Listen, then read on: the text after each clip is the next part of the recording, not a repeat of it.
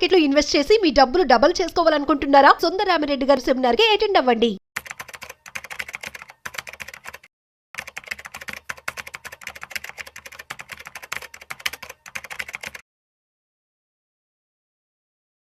హే డబ్బున్నోడురా, అసలు ఎంత డబ్బులుంటే వాడిని డబ్బున్నాడు అని చెప్పి అంటారు. అసలు ఒక సక్సెస్ఫుల్ లైఫ్ స్టైల్ని, సొఫిస్టికేటెడ్ లైఫ్ స్టైల్ని కనుక లీడ్ చేయాలి అంటే ఎంత డబ్బులు కావాల్సి ఉంటుంది? దీనికి సంబంధించి పూర్తి సమాచారం ఇవాళ మనతో చెప్పడానికి ఫైనాన్షియల్ ఎక్స్పర్ట్ గిరిబాబు గారు ఉన్నారు. సో వారి మాటల్లోనే మరింత సమాచారం అడిగి తెలుసుకుందాం. హాయ్, హలో, నమస్తే, వెల్కమ్ టు సుమన్ టీవీ. నేను మీ Rajeev Pasupuleti. So let's start. Hi sir, నమస్తే. నమస్తే అండి సార్, ఎలా ఉన్నారు? ఫైన్ అండి. సార్, మనకి రెగ్యులర్ గా చూస్తూ ఉంటాం, వింటూ ఉంటాం, చాలా మంది వాడికి ఏంట్రా వాడు డబ్బున్నోడు అని చెప్పి అంటూ ఉంటారు. అసలు డబ్బులు ఎంత ఉంటే వాడిని డబ్బున్నోడు అని అనొచ్చు. అట్ ది సేమ్ టైం ఒక సొఫిస్టికేటెడ్ లైఫ్ స్టైల్ ని కనుక లీడ్ చేయాలంటే ఎంత డబ్బులు అవసరం అవుతాయి? ఇక్కడ ఒకటి మీరు ఒక పాయింట్ మిస్ అవుతున్నారు. డబ్బులు ఉండడమే కాదు, అది ఏ రూపంలో ఉన్నది కూడా important. That is also true. ఎందుకంటే నార్మల్ గా ఇప్పుడు చాలా మందికి మీరు చెప్పినట్టుగా వాళ్ళు డబ్బు ఉన్నోడు అంటే ఆ డబ్బులు ఏ రూపంలో ఉన్నాయి? ఒక 10 బిల్డింగ్లు, ప్లాట్, ఫ్లాట్, స్థలము, పొలము ఉండి మరి నెల తిరగగానే మెయింటెనెన్స్ కావాల్సిన డబ్బులు కూడా అందకపోతే వాళ్ళని ఆస్తిపరులు, కోటీశ్వరులు అనొచ్చా? ఓకే, లిక్విడిటీ కావాలి అంటారు. Very very important. ఇది మన వయసు పెరిగిన కొద్దీ 50, 55, 60 సంవత్సరాలకు వెళ్ళినా కొద్దీ మీ ఆస్తి ఏ రూపంలో ఉండాలి అంటే మాక్సిమం ఫైనాన్షియల్ అసెట్స్ రూపంలో ఉండాలి.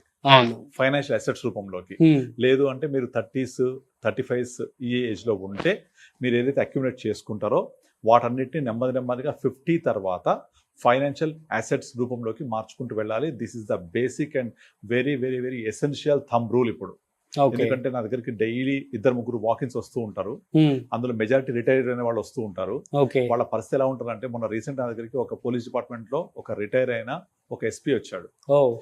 మన ఎస్పీ మనం ఏమనుకుంటే ఎస్పీ అంటే చాలా చేస్తారని చెప్పి అనుకుంటూ ఉంటాం. Very very very sincere police officer.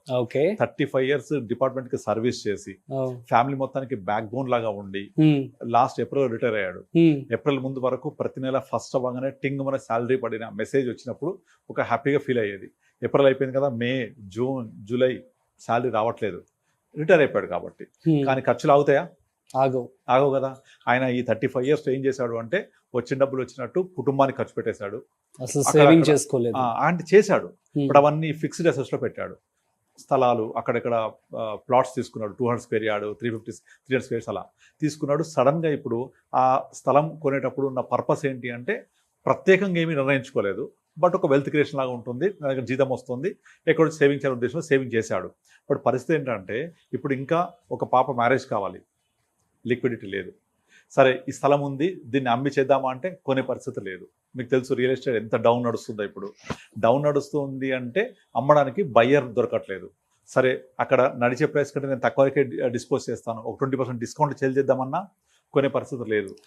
Number 2, retire అయిన తర్వాత ఖర్చులు ఆగవు కదా, మెడికల్ ఎక్స్పెన్సెస్ పెరుగుతాయి, రెస్పాన్సిబుల్ అలాగే ఉంటాయి. అండ్ 60కి రిటైర్ అయితే ఇప్పుడున్న ఇంప్రూవ్డ్ హెల్త్ కండిషన్స్ లో he's going to live up to 80+ అయితే పెన్షన్ వస్తుందా అంటే ఎస్ వస్తుంది పెన్షన్, కానీ అది హాఫే వస్తుంది, ఫుల్ సాలరీ రాదు కదా. ఇంకా లయబిలిటీస్ అన్ని కంప్లీట్ అవ్వలేదు. అండ్ అసలు జీవితంలో నేను మా ఆవిడని తీసుకొని ఏ టెంపుల్స్కి తిరిగింది లేదు, వెకేషన్స్కి వెళ్ళింది లేదు. అవన్నీ నేను ఇప్పుడు నా రిటైర్ అయిన తర్వాత లీజర్ ఉంటాను కాబట్టి చేద్దాం అనుకుంటే చేతితో డబ్బులు లేవు. ఆ ఉన్న డబ్బులు, ఉన్న కొద్ది డబ్బులు కాస్త ఫిక్స్డ్ అసెట్స్ రూపంలో, అదే రియల్ ఎస్టేట్ రూపంలో ఇరుక్కుపోయి ఉన్నాయి. ఇల్లు సొంత ఇల్లే, కానీ నాకు మెయింటెనెన్స్కి ఇబ్బంది అయిపోతుంది. సో ఇది కాదు కదా. ఇప్పుడు ఆయన ఆస్తిపడి అనొచ్చా అనొద్దా? డెఫినెట్ అనొచ్చు.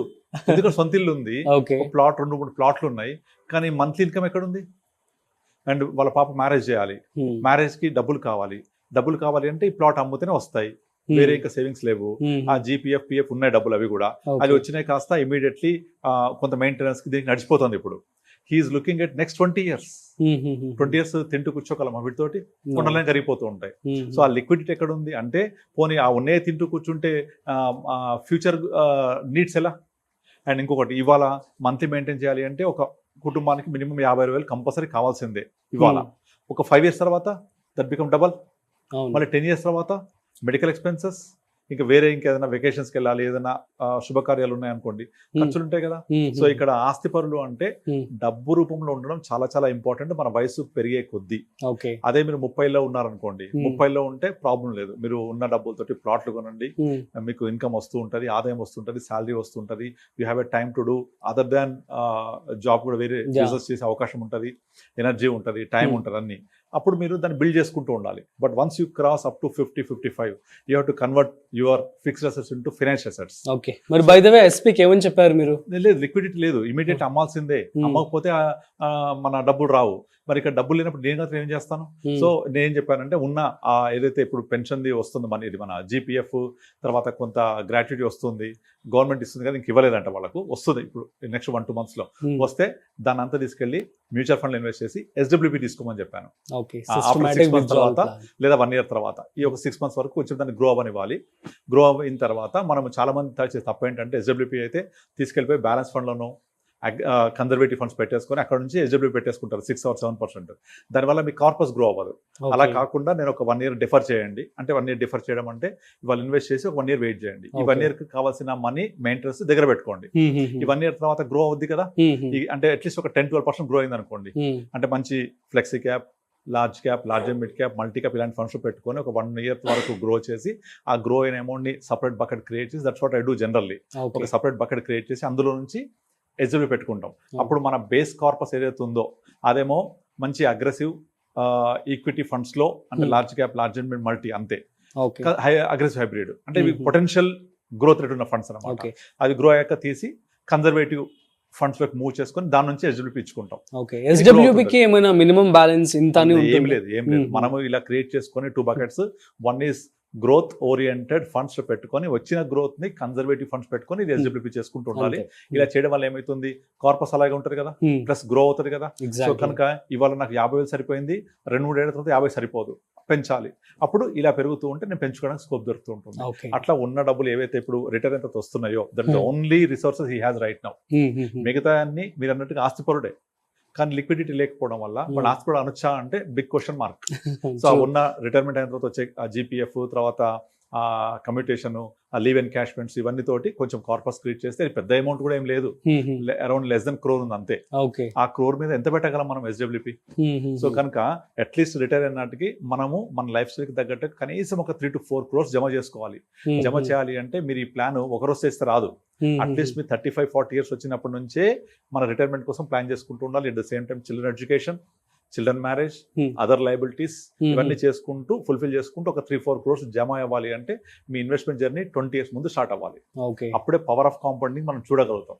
ఆ పవర్ ఆఫ్ కాంపౌండింగ్ తర్వాత మనకు వచ్చే రిటర్న్ లో నుంచి మనం లైఫ్ టైం ఎంజాయ్ చేస్తూ ఉండొచ్చు. ఎందుకంటే ఇప్పుడు ఒకప్పుడు లాగా మనం తప్పు చేస్తే దేవుడు నీకు శిక్షిస్తారని చెప్పేవాళ్ళం కదా, దేవుడు అడ్వాన్స్ అయిపోయాడు. తప్పు చేస్తే ఈ జన్మలోనే శిక్ష, ఈ జన్మలోనే అన్ని అయిపోతాయి. అట్లాగే ఈ జన్మలో మనము ఏదైతే సంపాదిస్తున్నామో, నేను నా కోసం, నా ఫ్యామిలీ కోసం నేను స్పెండ్ చేయాలి, లైఫ్ లీడ్ చేయాలి. లైఫ్ అంటే ఏంటి? లీడ్ చేయడమే కదా, జీవితం అంటే జీవించడమే కదా. అంతేగాని నేను సంపాదించి నా పిల్లలకి ఇస్తా, నేను సంపాదించి వాళ్ళకు ఏం లేకుండా, ఇబ్బంది లేకుండా చేస్తా, వాళ్ళకు 10 కోట్లు క్రియేట్ చేస్తా అంటే వాళ్ళు సంపాదించలేరా? దాని వాళ్ళు సోమారిపోతులు అవుతారు తప్ప వాళ్ళకు మనం ఇచ్చేది అది కరెక్ట్ కాదు అది యాక్చువల్గా. సో వాళ్ళకి let them make to how to live, ఎలా సంపాదించుకోవాలో మార్గం నేర్పాలి.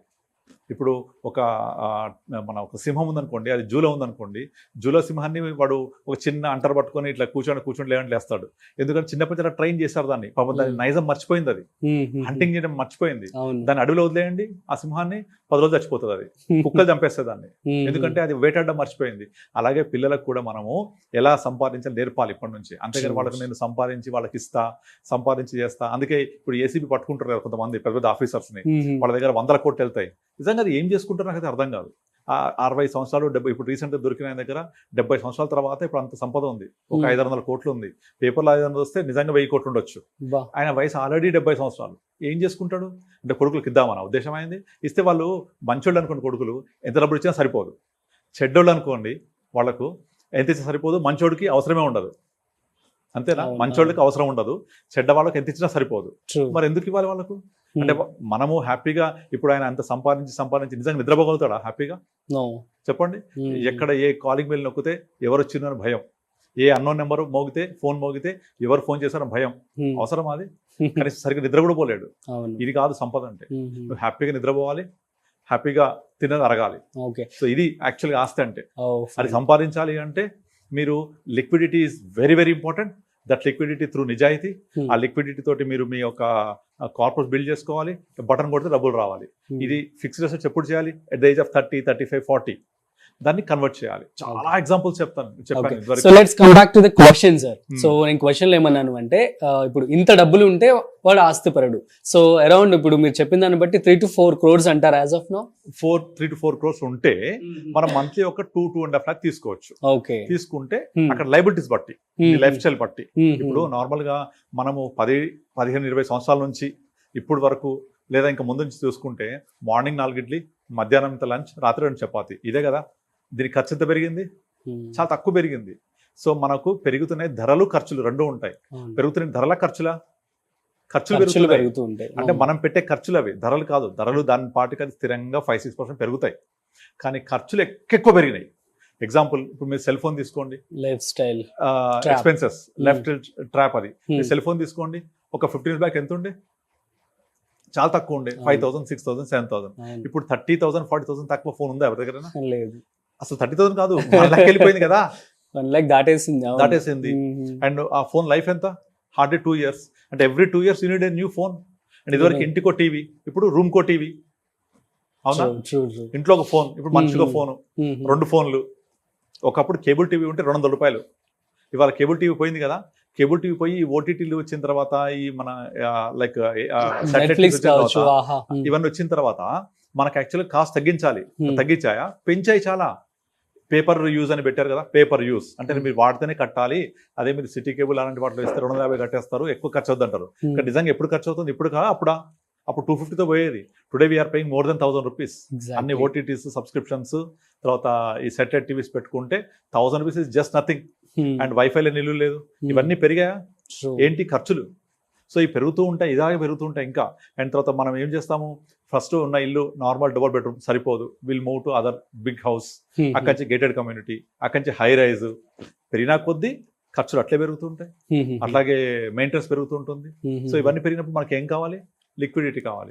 సో అక్కడ మీకు ఎంత డబ్బులు ఉంటే సరిపోద్ది అంటే, మనకు నార్మల్గా 4 ఇడ్లీ ఇంత లంచ్, 2 చపాతీకి సరిపోయేంత ఉంటే సరిపోతుంది. కానీ మన లైఫ్ స్టైల్ని లీడ్ చేయాలి, లైఫ్ లివింగ్ చేయాలి, బాగుండాలి అనుకుంటే అట్లీస్ట్ మీరు ఒక 20 years పీరియడ్లో సంపాదించిన ప్రతి 100 రూపాయల్లో 15% సేవ్ చేయండి. That's a thumb rule. అంటే ఎంత ఉంటే కాదు, ఎంత కావాలి ఇంపార్టెంట్ కదా. ఎంత కావాలి అనుకుంటేనే మనము చేయగలుగుతాం. ఆ కావాలి దానికి మన దగ్గర ముందు నుంచి ఎంత మనం ప్లాన్ చేసుకుంటూ వెళ్ళాలి, ఇన్కమ్లో ఎంత నేను కంట్రిబ్యూట్ చేయాలి, అది ఎంత గ్రో అవ్వాలి, ఎంత రావాలి నాకు. సో మనకి ఎంత కావాలి ఆలోచించాలి, ఎంత ఉండాలో కాదు. ఉండాలంటే హద్దే ఉండదు దానికి కదా. Super sir, thank you so much. So guys, మీ అందరికీ అర్థమైంది కదా. సో ప్రజెంట్ మనం చూస్తున్నట్టయితే ఇన్ఫ్లేషన్ అనేది ఎప్పటికప్పుడు పెరుగుతూ వస్తుంది. సో కాబట్టి మీ యొక్క నీడ్స్ని బట్టి, మీ యొక్క అవసరాలను బట్టి మీరు ఇన్వెస్ట్మెంట్ అయితే చేసుకోండి. సో మరొక ఇంట్రెస్టింగ్ కాంటెంట్తో మళ్ళీ కలుద్దాం. అంతవరకు చూస్తూనే ఉండండి Suman TV. This is Rajiv signing off. Video నచ్చినట్లయితే like, share and subscribe. Thanks for watching.